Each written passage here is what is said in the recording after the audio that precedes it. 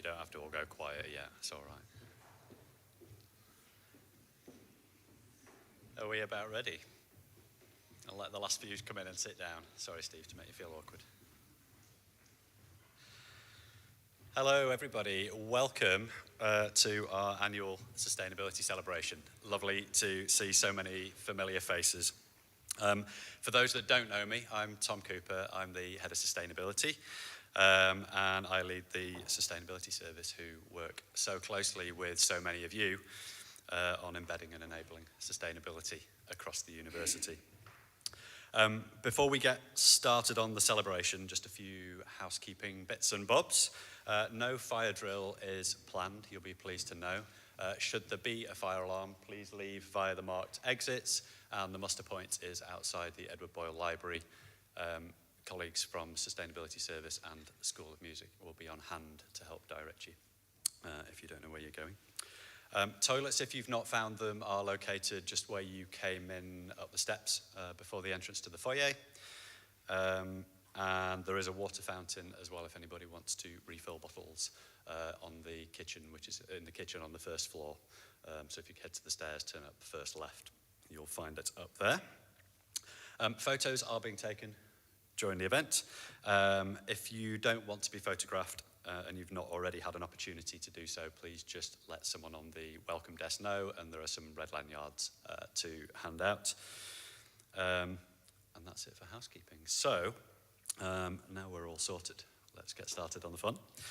So it's been another great year for sustainability at Leeds. So earlier in the year, that began with the dramatic rise in the QS sustainability rankings. Always good to get that news, from 220th to 24th.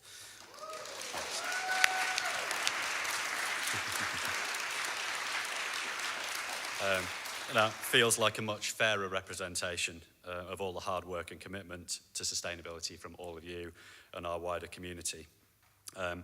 We've seen just a couple of weeks ago how important that is in contributing to the QS World Rankings as well, with our second highest ever position in those rankings as a university this year. So yeah, great news for the university. I can also tell you, hot off the press, we found out last week that we've also improved in the Times Higher impact rankings, another one of the important rankings measures for us. Yes, thank you all of you. Now 52nd globally and 6th in the UK. And obviously, you know, we do need to take these things with a level of a pinch of salt in rankings. They don't tell us everything, but they do provide a really strong indication that you're all doing great things and that we are getting better at sustainability over time, which is what we want to see.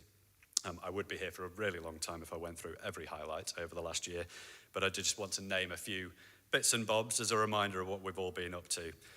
So as a community, we celebrated 15 years of the Bike Hub and 3 years of Lunchy, the network of colleagues embedding sustainability in education. We achieved 3-star fair trade status for the first time. We launched our plan for net zero supply chain and resources, as well as an ambitious people-centered biodiversity standard. We've run 2 Living Lab funding calls and developed a series of impactful research projects off the back of those. We've engaged local communities through co-created research, through arts projects, and even our first film through a student-based community project, which is really exciting. We've had a brilliant climate week and, of course, delivered yet another fantastic regional student sustainability research conference. The Leeds Institute of Societal Futures was born, the Priestley Centre turned 10, and, of course, the Sustainability Research Institute also turned 21. And I've seen Alice somewhere, so I must say that the Priestley Centre have their celebration tomorrow as well, so I'll give that a quick plug while I remember. And, of course, the key highlight for us was the culmination of a year of a lot of hard work to launch the new framework for environmental and social responsibility. Loads of you in this room contributed to that, so thank you very much for your input. It sets out how we'll embed sustainability and social responsibility across everything that we do on campus, with our community, and through our local and global impact. And it provides that vision, shared priorities, and unifying structure to guide our sustainability work to 2030 by connecting and enabling across a huge array of existing strategies and plans from the climate plan to curriculum redefined and campus reimagined. Together, all of those strategies and plans form a joined-up approach to delivering environmental and social responsibility at the university. So I invite you to engage with the framework. Please do work with your teams. Utilise the support of the Sustainability Service to find your role in delivering the university's commitments. And you are, as sustainability champions, invited to support and enable our wider university community to engage with that framework. So please do. Enough from me. For now, you'll have to hear again from me in a bit, sorry. Please can I introduce Professor Hai Sui Yu, Provost and Deputy Vice-Chancellor, to say a few words about the importance of environmental and social responsibility at the university.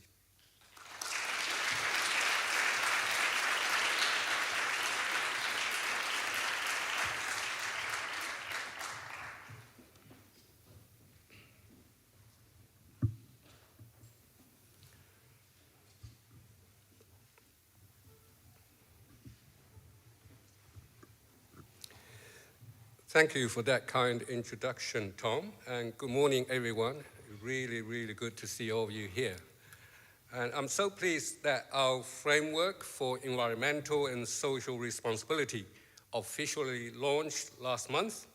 This is an important milestone for us as an institution. I'm really looking forward to seeing how colleagues from across all the faculties and services begin to embed it into both new and existing work. The framework is key to driving forward the University of Leeds' leadership in sustainability.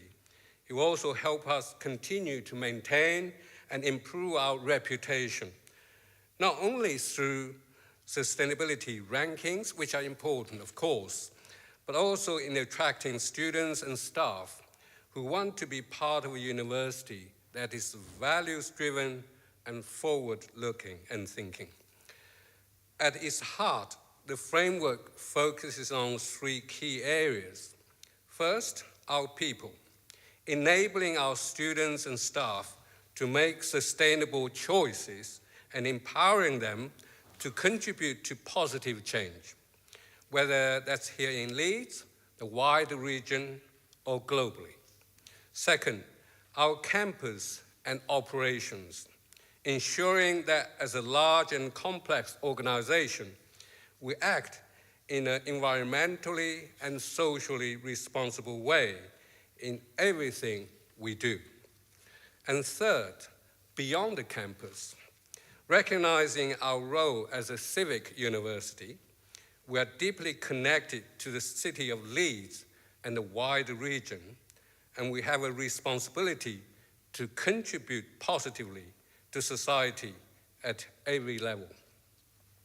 The framework also sets out a clear sustainability vision alongside goals and commitments through to 2030 and beyond, aligning with our broader institutional ambitions and our contribution to global challenges.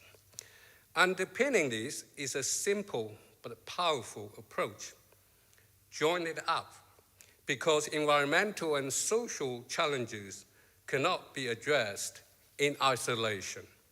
They require an interconnected, integrated, and holistic approach.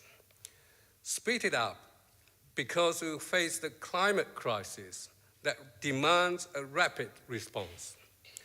And embedded, we must engage, enable, and inspire our community to sustainable decisions, behaviors, and outcomes in all that we do at Leeds. This reflects the reality that sustainability remains an institutional priority, rooted firmly in our university values and our civic mission. Importantly, we are not starting from scratch.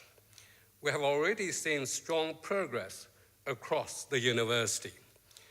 The Blueprint program is enabling and supporting colleagues to embed and drive sustainability in their areas of work, with 22 Blueprint teams already driving meaningful change. We have more than 100 LEEF certified laboratories improving energy efficiency and reducing waste as part of our journey towards net zero. We also have 60 sustainability staff architects. You will be hearing more about their work and that of their student counterparts during the panel discussion. And through initiatives such as Center and Leeds Anchors Network, we're extending our impact beyond our campus, driving forward sustainability across the city and region. These are achievements we can be proud of and are also a foundation to build on. With this framework now in place, we have a clear opportunity and a shared responsibility to go further. Thank you all, and I look forward to seeing how we bring this to life together in the future. Thank you so much. Thank you.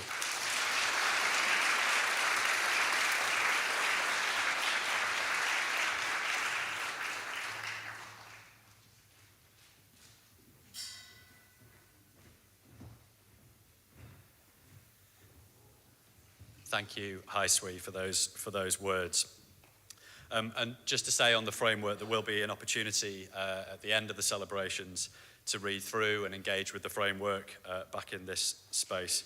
Please also feel free to speak to anyone in the team about it as well. Next up, really looking forward to our panel discussion with a focus on collaboration and responsibility and how we all, as a university community, play a part in sustainability success. The panel is comprised of student and staff sustainability architects, as Hai Sui mentioned, and a network of they're a network of colleagues and students acting as sustainability ambassadors, embedding sustainability in their roles, and raising awareness of sustainability across the university. It's a great pleasure to welcome to the stage our panel chair, Manoj Ravi, student architects Delight Carjo and Marjolaine Debon, and staff architect Chelsea Rolfe Hayes.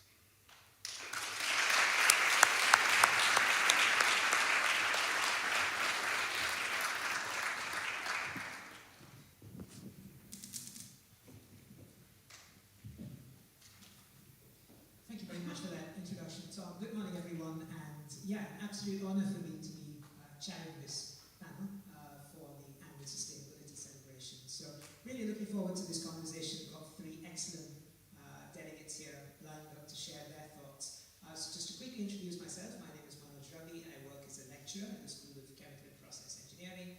Beyond that, I also feed into the university's Sustainable Curriculum Project team, and externally I work with the Engineering Professors Council and the Engineering for One Planet framework to develop toolkits on embedding sustainability in higher education. So as Tom briefly introduced, the topic for today's panel discussion is about collaboration and responsibility and how all of us sort of play towards achieving success in sustainability. So should be a great conversation to have, but can I please request first that the delegates introduce themselves to our audience. Hello, I'm Chelsea Rolfe Hayes, and I'm the Assistant Head of Conference and Event Sales and Marketing, but that essentially means I look after the sales team. Thank you. My name is Delight Carjo. I am a student pursuing a Master of Science in Civil and Environmental just give me a moment. My name is Delight Carjo. I'm a student pursuing an MSc in Water, Sanitation and Health Engineering, and are also a student sustainability architect, digital working practices. Hi, I'm Marjolaine Debon, but everyone calls me Marge because it's way too long. I work with Spark, the business startup service. So we help students build their own startup. And I am in charge of Discover Enterprise, so it's more creating more entry points for students to just discover their entrepreneurial skills. Brilliant. Thank you very much, Chelsea, Delight, and Marge for your introduction. So I'll get started with, it's great to have that we have two staff architects and a student sustainability architect as well. So if you could reflect on your sort of their jobs, but also as architects. What does sustainability success look like in your opinion? We've pre-agreed the order, so I'm not just jumping in, everyone. For us, it sounds really simple, but it's just making sure that sustainability is a part of the conversation. So I'm a sustainable architect for my team, along with Rosie Booth, but making sure that it's kind of on everyone's radar, and everyone's responsibility is really key success for us. So there's lots of different ways we do that. One of the ways is making sure sustainability is always an agenda point. And I think it's always surprising how often we'll have nothing on that slide and the amount of conversation that still comes out about either a challenge we're all experiencing or a win. And so just having that part of the conversation at all times has been really important. And another way we do it is we have a presentation for new starters about kind of what the university as a whole is doing, as well as our personal blueprint. And it just gives an opportunity for everyone to kind of hit the ground running. It might be that that person's come from a background that has a really good sustainable initiative, or they have questions or something that they feel particularly passionate about. And just again, it kind of starts that conversation from the first day. Well, for me, success comes down to how we manage our computers digitally and reduce the carbon footprint, thereby reducing the environmental impact. In January this year, I launched our digital declutter campaign, and since then, it's been 2 blogs every month that have been published in the Sustainability Network. I've engaged with staff and students, especially the digital champions, to reduce how carbon is released. So the major way is how we use OneDrive, ShareLink, and Teams. We've got to make sustainability the most accessible option. For instance, do not share email attachments, share links in practical ways so that many people can use the final link, and the final link is practically shared with everybody, compared to sending different attachments in different emails, which clouds up the storage space. It's mainly about teaching staff and students on how to use computers and reduce the environmental carbon footprint around the university. That also reduces the costs that the university puts in research, collaboration, and teaching. So overall, it's beneficial economically and also environmentally. I would say it can take 3 different forms for me. Well, it can take more than that, but I focused on 3. I think just if a student feels empowered to act on their idea, whatever they are, even if they are sustainable or not, it's a win. Because I feel completely hopeless regarding all the problems, and I feel that if the next generation is actually ready to tackle it, we'll go far. The second is just if I manage to create some safe environment for people to interact and exchange about their best practice, whether it's sustainability or not. So whether it's staff from all around the faculties to talk about their teaching of enterprise, or students who actually interact about sustainability coming from all the backgrounds in university, that's also a win. So, and the third point is my aim as a staff architect is to try to really create a process for us within the startup advice to be able to give good advice for students who want to start a business, to consider sustainability, but in a practical way. So something that goes hand in hand with the fact that it's really hard to have a business that survives, but it would be good if we could give some good advice for every business to be sustainable, even if they are not necessarily environment focused. Brilliant. Thank you very much for that, all 3 of you. Really great perspectives. And I think as different they were, I think at least for me, the undercurrent was kind of the inclusive approach all of you all have taken, and that impact-driven, in the way you've respectively carried out your work. So brilliant. Thank you very much for that. So if I could link in more closely now to the actual title of the panel, which were two words, collaboration and responsibility. And I get started with the first word on collaboration. So if I may ask, why do you think collaboration is so important when it comes to having successful sustainability initiatives? I'll go first. Well, collaboration, I'll start by defining what sustainability means to me. Over my research, I think we all agree that we have 12 SDGs, Sustainable Development Goals, and to me, collaboration starts with self. What does sustainability mean to me?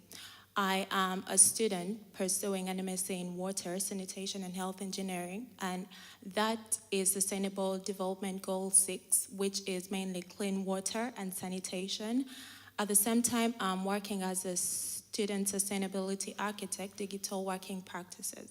So the collaboration comes in with how I merge that, and from my realization, I got to find out that the more we underutilize our computers and take up a lot of storage by not deleting files, not archiving them, not sending the links, the more cloud storage that we use. And energy centers that are constantly running depend on water for cooling. Water is a scarce resource. So expanding on that knowledge and sharing those ideas with the staff and students based on how they understand sustainability across the 12 different sustainability roles in the SDGs is what collaboration means to me. So as a result of this, I have collaborated with a digital champions network, and in under a span of 2 weeks, we have deleted 12 terabytes of data in the cloud storage. So that has definitely reduced on the economic impact that the university faces in the limited cloud storage and improved the climate action plan. Yeah. Brilliant. Fascinating. So I come from a science background. I used to work in a lab, and I just realized how powerful collaboration was during COVID, because actually suddenly research was very quick because everyone was forgetting competition and barriers like money. So I thought that it just proved that when everyone works together on one goal and bring their own skills and experience, it can actually go very far. I think also we're very privileged to be in a university with staff from all around the world who each bring their experience, lived experience, and their notion about sustainability, because we don't all live the same climate crisis as an example. So I think it's good to hear the perspectives of everyone, and yeah, we need everybody's skills basically. Yeah, so being part of conference and events, basically everything we do is a collaboration. So an event like this is a good example. You've got AV, you've got catering, sustainability. It wouldn't run without that. I'm scared to keep naming them in case I forget someone. But and we kind of did something very similar. We did a living lab called Scenarios Forum about this time last year, and that was the Priestley Centre had a sustainable event, and we kind of all collaborated across different services on how we could make that event as sustainable as possible. And it was important for us all to meet in a room. We kind of drew up some objectives, and it ended up being around 7 areas we were trying to work on. And we had to all be together. It was a really important process because we were all responsible for different elements. And also it was just a very nice process in the way that I think we healthily kept each other accountable in a nice way. I think sometimes it's great to have like blue sky thinking, and that's how it started. And sometimes we had to pull ourselves back and be like, how is this going to be sustainable? How could we do this and repeat this again? And yeah, I don't think unless we had all worked together and collaborated in that way, we would have created as sustainable of a conference and then be able to kind of take that work on from there. Brilliant. Yeah, at the end of the day, we are one big global society, right? And we can't go forward without collaboration. Brilliant. So if I could now link it to the second word on the panel title, which is responsibility. And if I may ask, what inspired you, to sort of take that responsibility and contribute to sustainability action? So for me, it started also during the pandemic. It looks like I'm obsessed with COVID, but it's just happened at the same time. A wonderful lecturer who was working in my research institute decided during the pandemic to replace one of the lab meetings with just a presentation of the pictures that he had taken with nature coming back to the city. And he just encouraged us to stop thinking about science too much while we were all in lockdown and just look around and find the beauty out there. And for me, it was really the beginning of a healing journey to just look at nature. Then we had obviously wonderful staff sustainability architects in LICAM who brought us on their mission. So they did all the hard work and then they told us, you do that. And then they celebrated the victory with us, saying we're suddenly like a better lab sustainability-wise. And it showed that in university there are actually some means to feel empowered to like have a voice. Even if we do a tiny thing in our daily life, we can actually contribute to the big cause. So thank you to the staff architect, because they were great. And so I moved to enterprise, and I felt that it was the best opportunity for me because it really links to taking action. That's what I keep students telling, like, you have to act on your ideas, otherwise it's just an idea in your head. So I decided that it was time for me to start acting. Also inspired by some of our businesses who have started some big projects like the Green Tech Gathering that has started made by studio who started at University of Leeds. So if they do it, I should try at least. Excellent. Well, for me, it all started at the start of my career after graduating in a BSc in Civil and Environmental Engineering in Uganda, East Africa. I started off volunteering as a humanitarian water engineer in a semi-arid climate area, and got to realize that refugees are suffering a lot from a climate crisis that they did not create.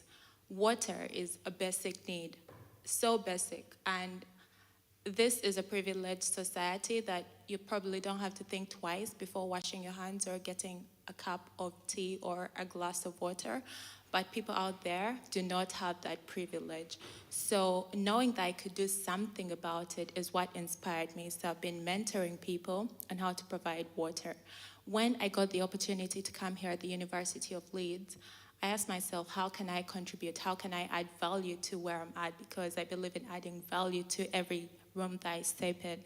So I got to see this opportunity at the University of Leeds Sustainability Service and applied, told them my story, and got appointed into the digital champions, the digital sustainability network.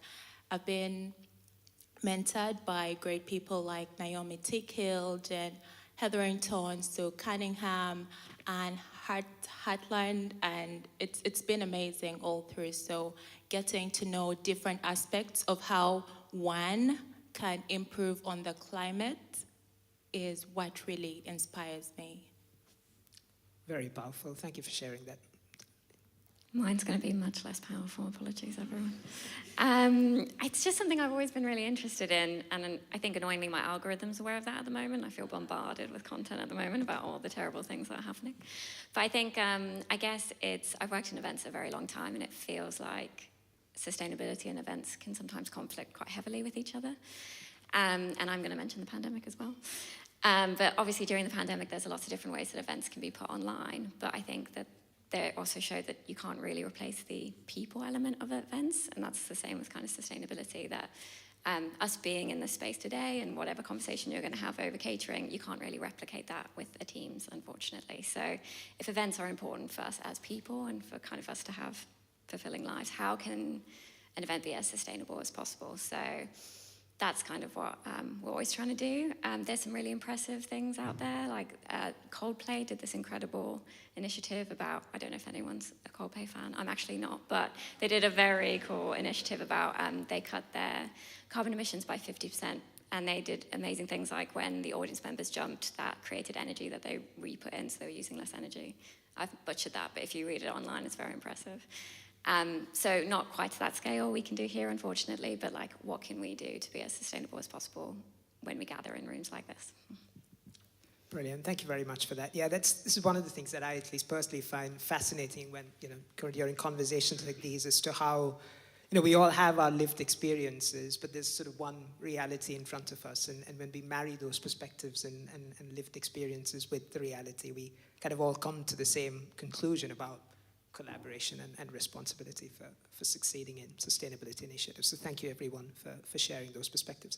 Coming towards the end of the panel discussion, I have one final question for each of my panel members, which is, what advice would you give to someone who wants to inspire others to take responsibility and collaborate to succeed in sustainability initiatives?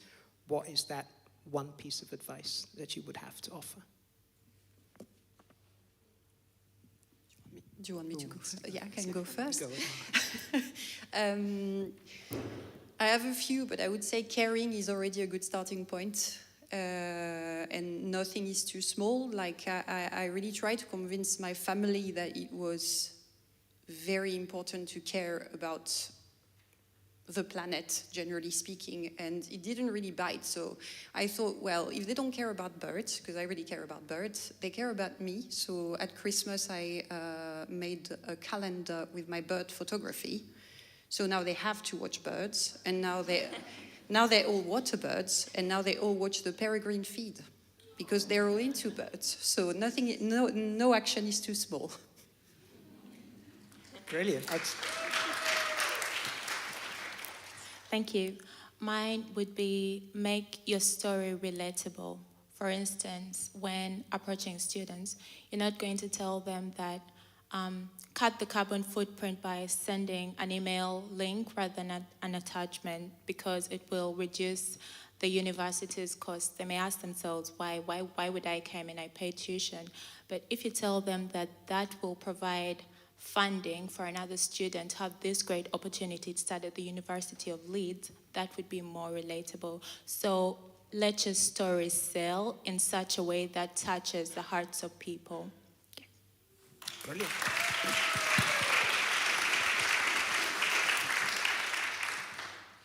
I'm going to repeat, sorry. Mine's going to be start small as well. So interestingly, my family don't quite have the thing, but I accidentally have shamed them every time they've used Amazon. So now they call it the devil. And then they shamefully admit whenever they've ordered from the devil. I'm not sure it's quite as successful as the calendar. But yeah, very much that whole, it can be incredibly overwhelming, especially in University of Leeds, and it kind of looks like these incredible changes are happening in different departments. So it's just making sure you can do something, even if it's tiny, to make change, and then that momentum or getting the buy-in from other people is really important.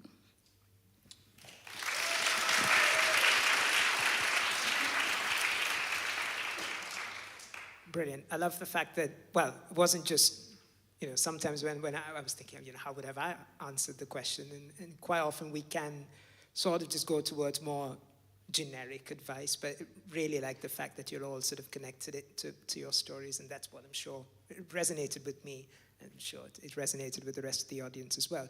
Right, so that kind of draws the panel discussion to a close, but really I thoroughly enjoyed the conversation, so thank you to each one of our panel members. If we could give them another big round of applause. Thank you, Delight, Marge, and Chelsea.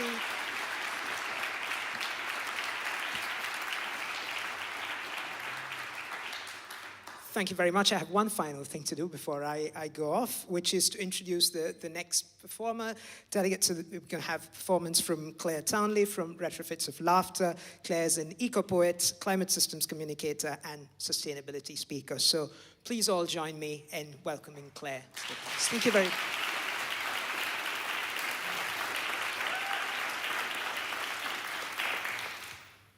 Thank you. Are we wired? Yes, it sounds like it. How do I follow that? That's amazing. Thank you very much for inviting me. I'm absolutely delighted to be part of your celebration.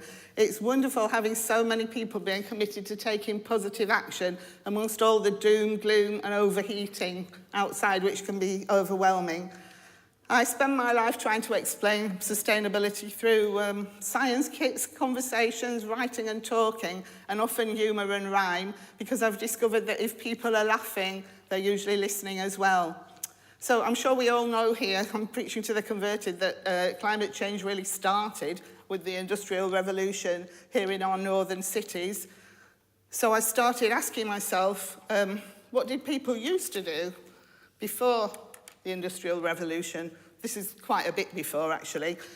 Did Stone Age man go to the gym? So he didn't need kettlebells, dumbbells or mats. He hunted his dinner. It wasn't low fat.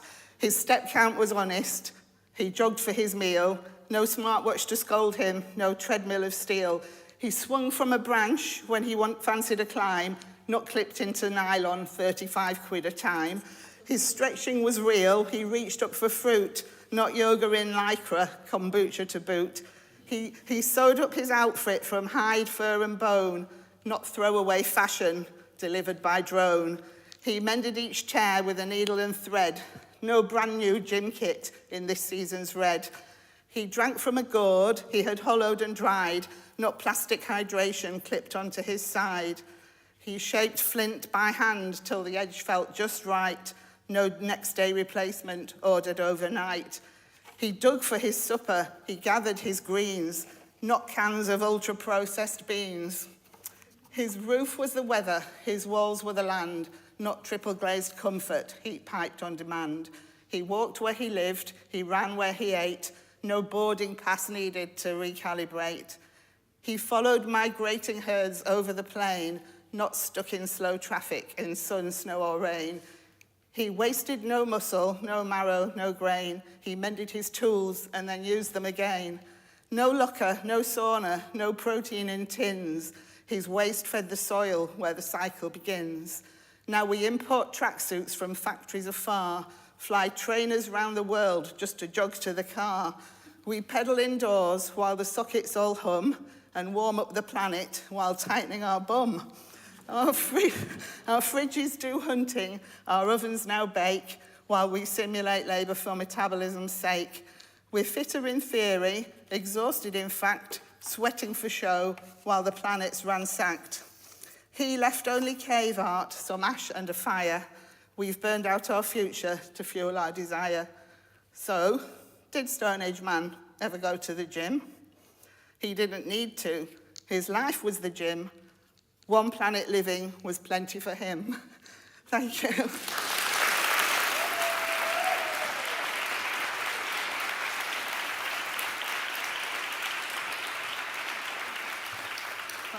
We laugh a bit because climate change is uncomfortable, but not everybody laughs. So I'd like to welcome my assistant here, Michael. I asked for a volunteer to do some duets with me, and I had to audition 10 people, and Michael was by far the best. So I hope you'll give him a good big round of applause after this. This is a duet between a weather reporter, who is Michael, and I'm going to let you work out who I am. So, over to you, Michael. The sun's rays scorch. But I've got shade, a paddling pool, and lemonade. Sorry. Heat waves crackle through the trees. Apply SPF, turn on ACs. Whole towns lost to walls of flame. But it's not my fault. I'm not to blame. Wildfires rage, the sky turns red. But I'm not bothered, safe in bed. Ash rains down, the earth is charred. But I'm at home, my window's barred. Drains overflow, the streets run deep. But I'm on a hill, let others weep. The rivers swell, floodwaters roar. Doesn't bother me on the top floor.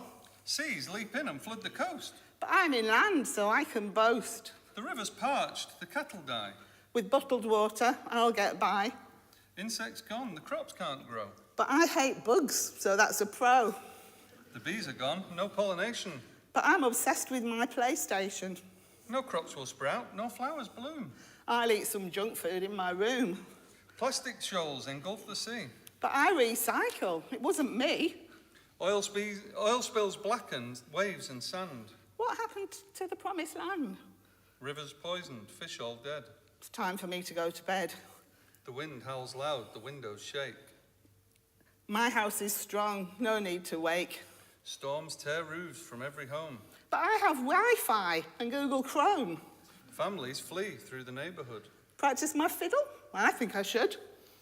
Borders closed, the hungry roam. But this is Britain, this is home. Species lost without a trace. But I've got Netflix in my place. The city burns, the sirens blare. Which fancy outfit should I wear? Smoke and smog now block the sun. Another lager? Anyone? The power's out, the screens are dead. Sorry. I'll sing a ditty in my head. The land is burned, the waters rise. But I'll stay put, no compromise. Sequestration's left undone. But I'll look after number one. The world falls silent, hushed and still. But I don't listen, never will. Thank you.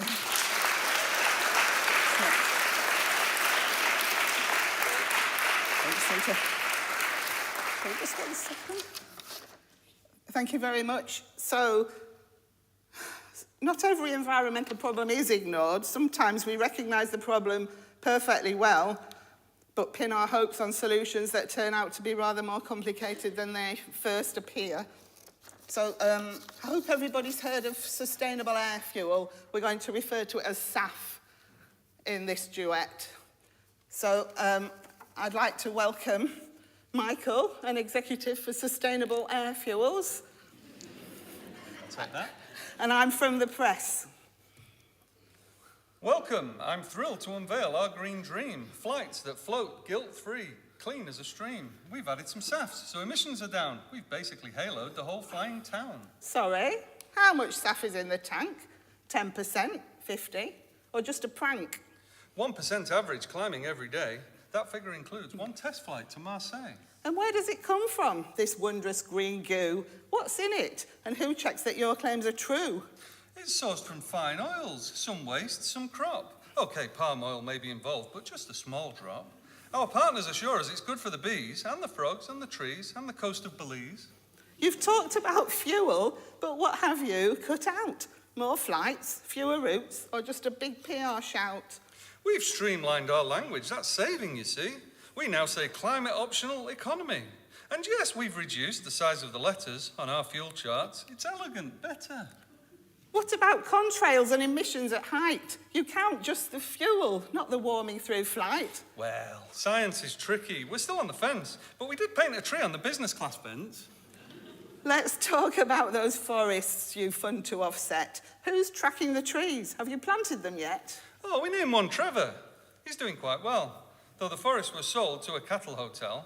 But that's not the point. Our customers care. We give them the option to tick a green square.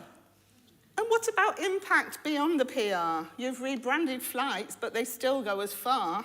We've carbon rebranded the whole in-flight scene. Our cutlery's wood and our muffins are green.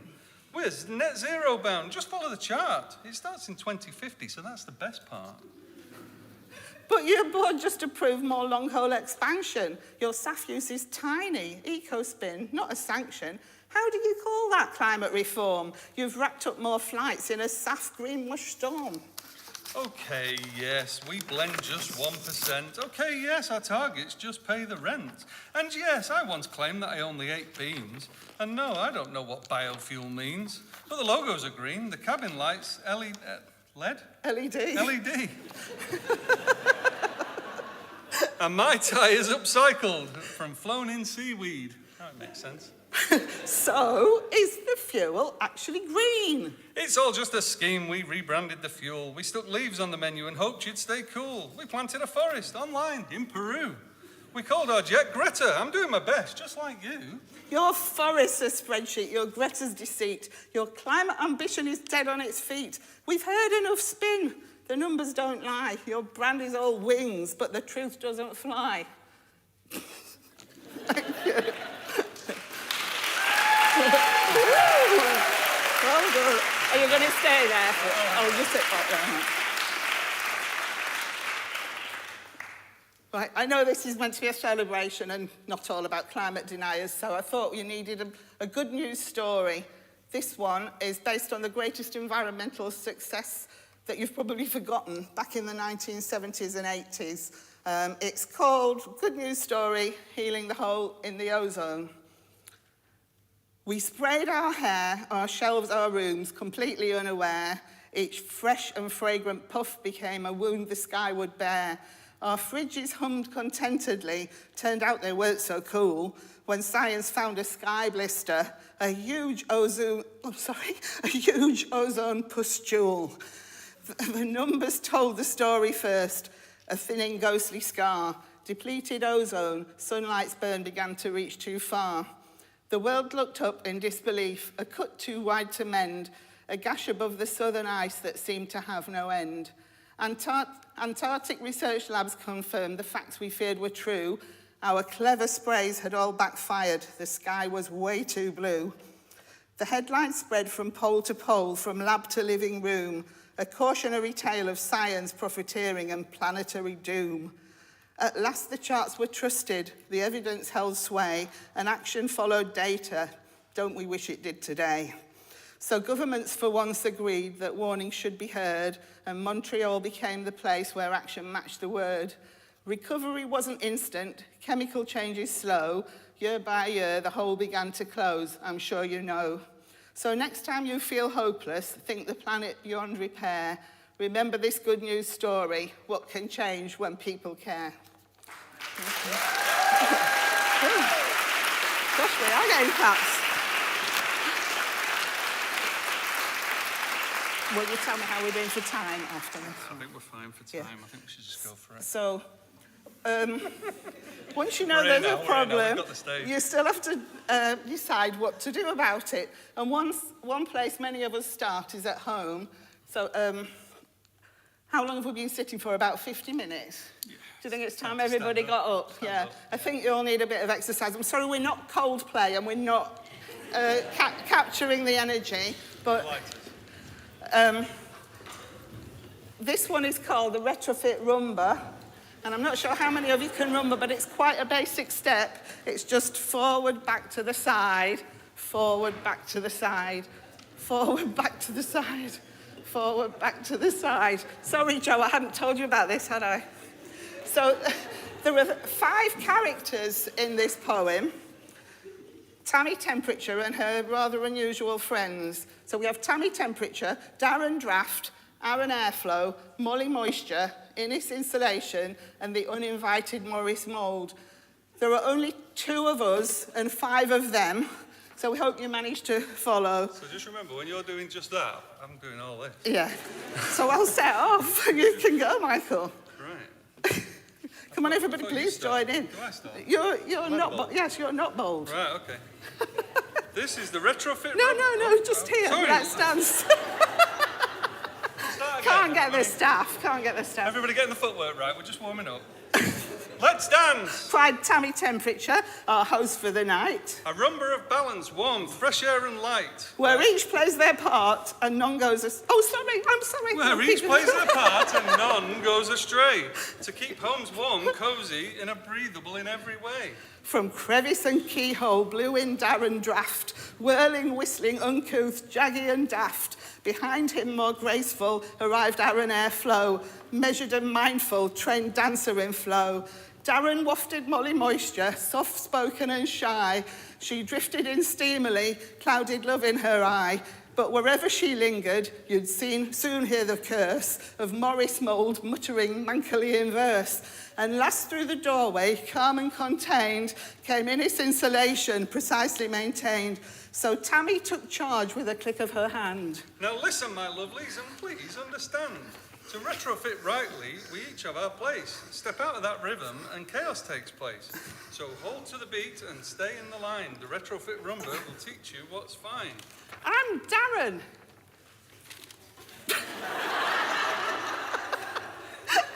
He bellowed.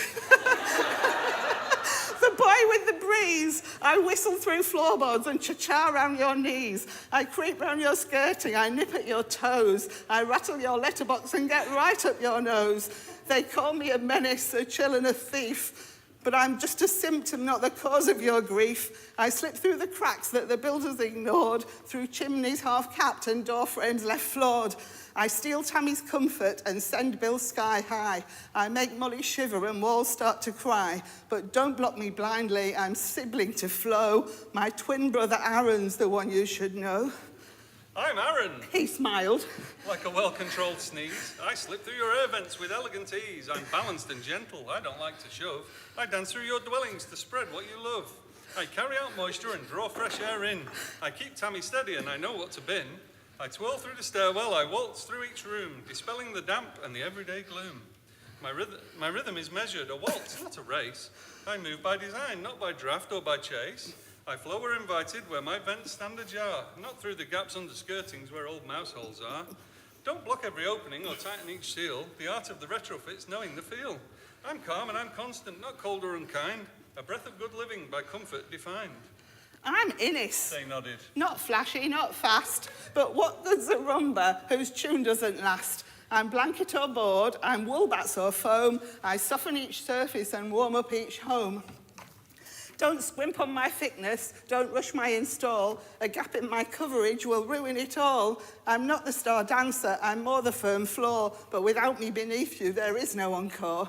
I'm no showman. They murmured. I'm quite thick and warm, but patch me up poorly and I'll do less good than harm. I'm Molly. She murmured, with eyes all agleam. A sigh from the shower, a curl of your steam. I rise from your cooking, your laundry, your breath. Invisible mostly, yet dancing with death. I kiss every corner where cold finds its lair. A flirt with the plaster, a tease on the stair. For when warmth meets cold walls, I turn to a tear. A droplet of sorrow that darkens the year. But starve me of exit, I'll show you my rage. I'll call him, my darling, the damp-footed sage. For Morris is waiting wherever I stay, a poet of mildew with mould in his play. Morris. He muttered. Of mildew I'm made, a poet of patches where daylight has strayed. I bloom in the shadows, I sprawl in the seam. I feast on Molly's droplets and spread in her steam. I thrive where she lingers, where warmth turns to chill. I love thermal bridges and damp window sills. I whisper in wardrobes, I mark every wall. My spores are my verses, I scatter them all. I'm cultured, refined, a collector of stains. I sketch in the silence and rhyme in the drains. Yet call me romantic or gothic or vile, I'll ruin your paintwork while raising a smile. But pause for a moment, my charm can deceive. My toxins can damage your lungs when you breathe. I nestle in nurseries, soft as a sigh. Invisible danger, I blacken, you die. So heed Awab's lesson. Don't wait, don't ignore. Don't paint mould or hide it or scrub at the spore. Keep Molly in motion, keep Darren controlled. For health and for housing, let wisdom take hold. Then Tammy stepped forward, the teacher once more. Her warmth filled the hallway from ceiling to floor. You've met all my partners, you've heard them explain, but the truth is, dear dancers, the house shares the blame. Yet sometimes, my darlings, the habits we grow shut out Aaron's breath and make Molly's tears flow. Wet towels on radiators and curtains tightly drawn. Small choices that let Darren dance till dawn. You block up the vents and let Aaron glide through, then wonder why paintwork turns mottled and blue. Remember, dear Awab, the lesson's still clear, that mould isn't minor when health disappears. No child should be coughing in damp, dark despair. So act, don't ignore it, show duty and care. Then Darren stays gentle and Molly stays mild, and Morris stays silent, his temper exiled. Darren and Aaron moved steady and true, while Molly stayed merry with sunlight in view. Morris bowed shyly, his verses grown tame. The walls now resplendent, no longer his claim. Innis stood glowing, well fitted, well planned, their seams neatly sealed by a confident hand. Remember, Said Tammy. this dance never ends. It lives in good habits in households and friends. Keep balance and breathing wherever you stay, and you'll rumba through winter the breathable way. Thank you. And you all got your steps in? Yeah. Thank you. I've just got one more short one that Michael doesn't know about, because he asked me 2 weeks ago if I'd got anything more local, and I couldn't think of anything at the time, apart from one about Leeds Bradford Airport that I thought it was a bit too political. But then I remembered this one, From Cardboard to Caviar, which is based on something that the Green Business Network, I don't know if it still exists, but 20 years ago, they were very ahead of the times. I was a district councillor in Calderdale, and I came across this project that employed people with learning disabilities and dependency issues, and it had great social as well as environmental benefit. And I don't think I'd heard of either of those terms 20 years ago. So I'm just going to have to breathe for a second after all that dancing. So it's called From Cardboard to Caviar, a circularity story, and this is to say thank you to Michael, because I know you're into circularity. You can dance if you want.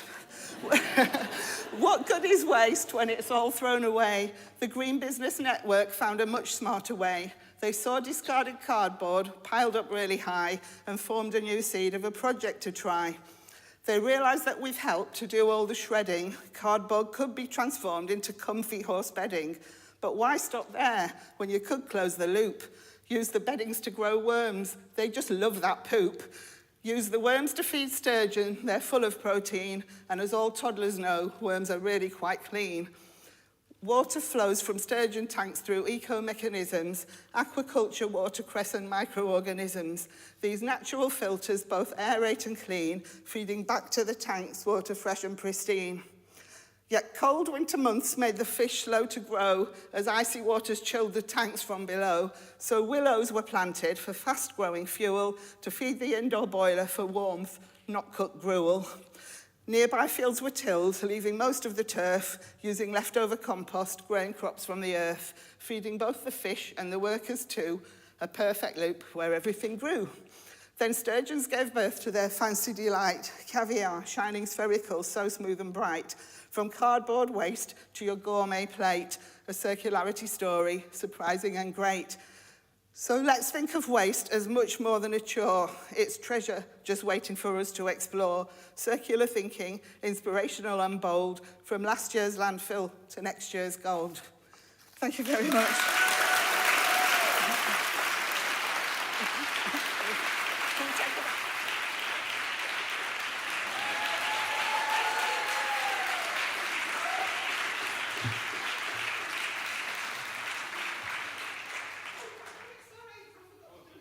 Beauty. I'll have to come back. Sorry about that. Can't find the right piece of paper now.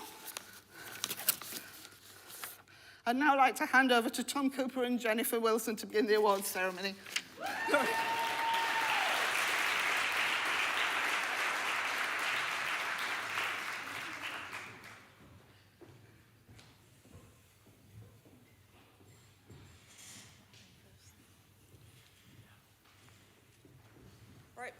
Hi, everyone. I don't think I knew that rumble was happening whatsoever, so I'm not sure I'd have agreed to be here if I had. No, it's really wonderful to see everyone here today. Thanks to Claire, thanks to the panel. It's really great to hear about everyone's work. So before we start on the awards, if I could just ask everyone to give one last round of applause for everyone that's been on stage for the last hour.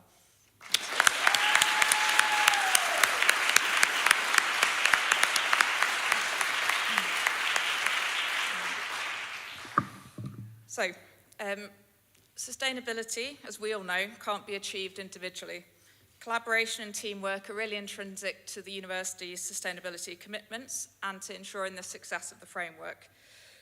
I'd like to thank everyone who's taken the time to make a nomination to our awards today. We received so many, and they really highlight the incredible sustainability work that takes place across the university. We're extremely lucky in the service and across the institution to work alongside so many fantastic colleagues. People who are really passionate about embedding sustainability into their work and playing their part in ensuring we're a truly environmentally and socially responsible organisation. So, before we get started on the awards, a round of applause for all of our incredible nominees.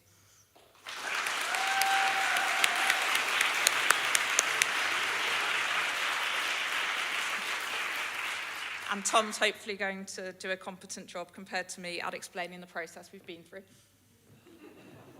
No pressure. So we have 6 categories, and there is one winner for each. So for those lucky winners, listen to these instructions, please. I will read out the award title and description. I'll say a little bit about the winner, and then I'll announce them by name. If you are the winner, please come forward to receive your award from Jen and to have a photo taken, assuming you're happy to do so. Hopefully that all makes sense. So without further ado, let's move on to the first award. So first up is the Student Impact Award. Students are, of course, at the heart of the university, and it's constantly inspiring to see students excited and passionate about sustainability and the opportunities and experiences that we have on campus and beyond. This award is going to someone who works to create meaningful opportunities for students to volunteer with the communities around them. They work to identify community needs and match these with student interests, aiming to help students become active and responsible citizens, supporting thousands of student volunteers every year. And the winner is Anastasia Karanika for creating sustainable communities through student volunteering.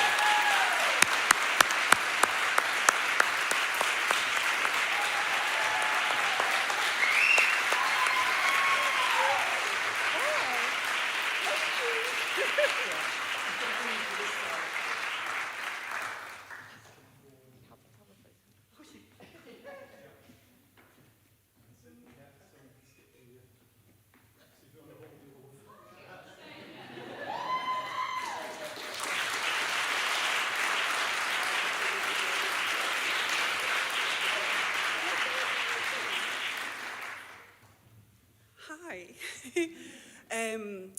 Thank you. This is very kind to whoever nominated, but I'm accepting this on behalf of all the people in the volunteering group and across the university who do that, because as we said at the beginning, this is a collaborative effort. So I see just a few people here. I see Chris, I see Joe, I see Olivia, I see Amanda. There might be others I don't see, but definitely this isn't Anastasia. This is kind of everybody who's involved. So thank you very much.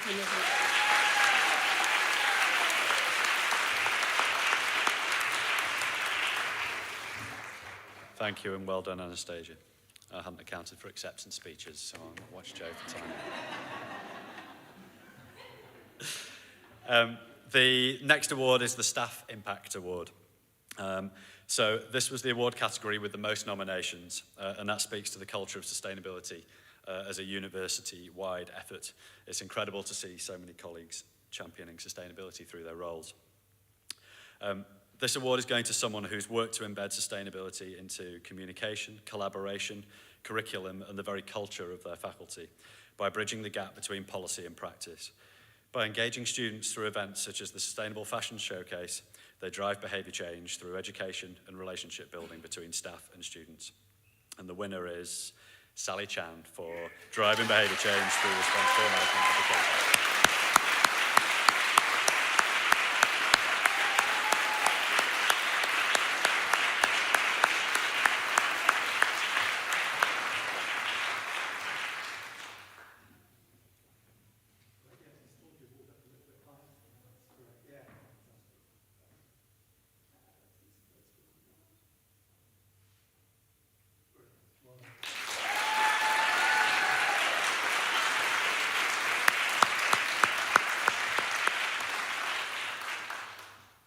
Next up is the Campus Impact Award. Our campus life has changed a lot over recent years. The support and care of our university community and ensuring sustainability is central to this has had an incredible impact on our campus and continues to shape its future. This award is going to a research institute that's gone out of their way to integrate sustainability into their ways of working.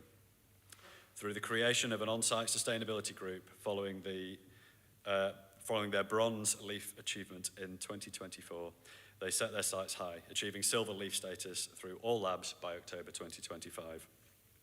Through clear, consistent communication and inclusive dialogue with all staff, this institute has developed a strong ethos towards environmental responsibility. The winner is Leeds Institute of Medical Research and Leeds Institute of Rheumatic and Musculoskeletal Medicine, easy for you to say, for driving and embedding long-term sustainable practices.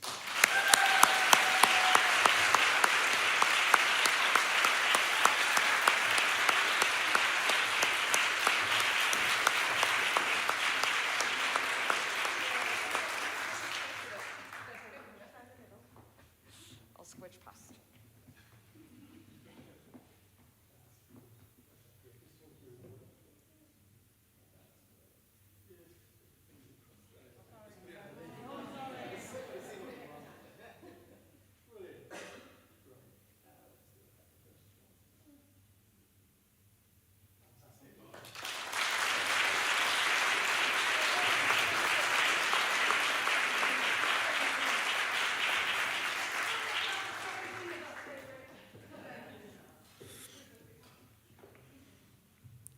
Thank you. So the next two awards celebrate collaboration between the university and our community partners. So first up, the Staff Community Collaboration Award is for a member of staff or service or team who's collaborated with a local community group to work towards enabling the university to be more environmentally and socially responsible.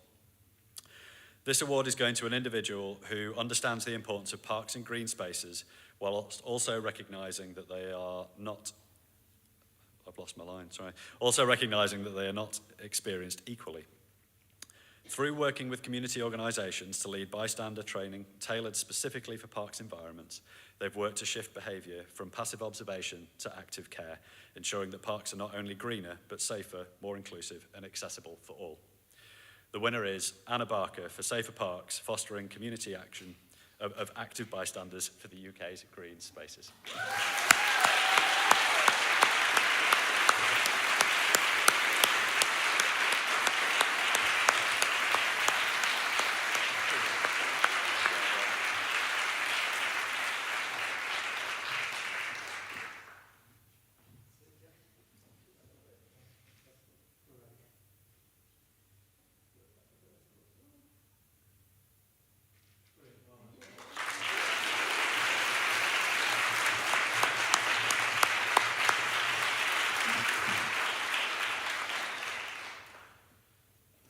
The next award is the Local Community Organisation Award for a local organisation that has worked with the university over the past year to make a significant sustainability contribution locally.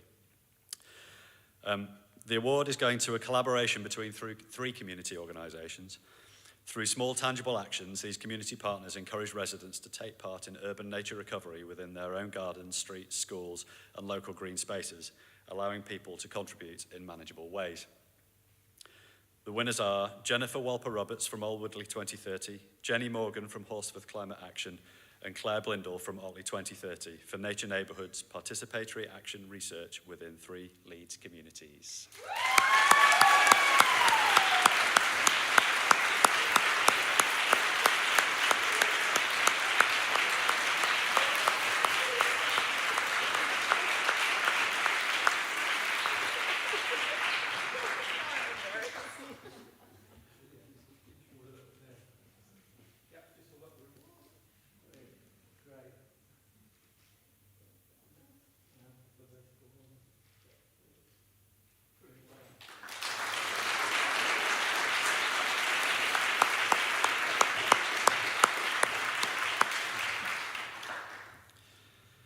And last, but far from least, our final award is our Significant Contribution Award. So this is to recognise an individual who's consistently given so much to the university community. This individual has been a key supporter for our peregrines on campus, providing integral advice and support where possible. In addition, as a long-standing staff sustainability architect, he goes above and beyond to support the university's wider sustainability commitments by regularly contributing to our biodiversity knowledge base, particularly through delivering engagement activities for staff and students, like our regular wildlife wanders and the annual Big Campus Birdwatch. Please join me in congratulating Les Arklis.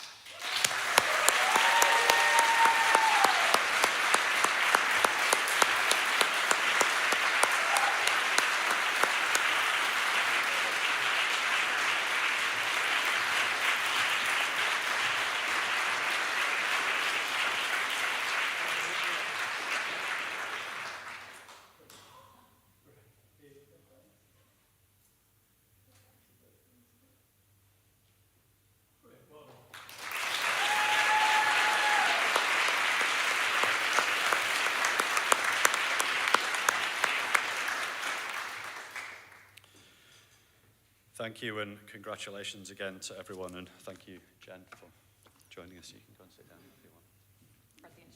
you want. So, thank you everyone. Congratulations again to all our award winners. A huge thank you to all the nominees and to everyone here for your continued support to drive and embed sustainability across all that we do. Another round of applause for all of our winners and nominees, please.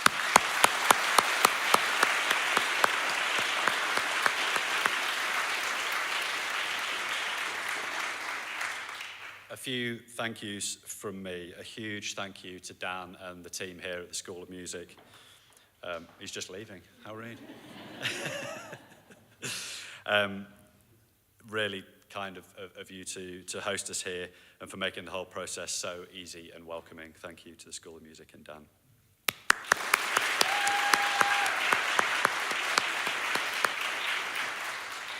And another big thank you from me, and I hope from all of you as well, to the team, to my team behind making this event happen, to Joe and the colleagues in the group who kind of put all the effort into making this event run so smoothly, and to the wider team for all that they do in their roles in driving sustainability at Leeds, working in such enthusiastic collaboration, and for being a team that I love to lead.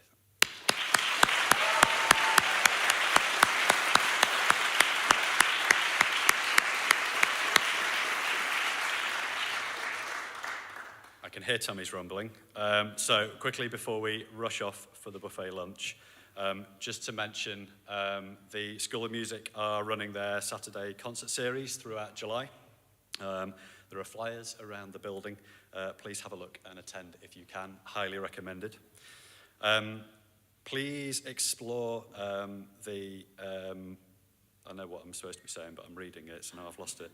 Explore the displays in the room, including the framework, which we talked about earlier, and some lovely, insightful reflections from our student sustainability architects as well. So that will be in this room in here.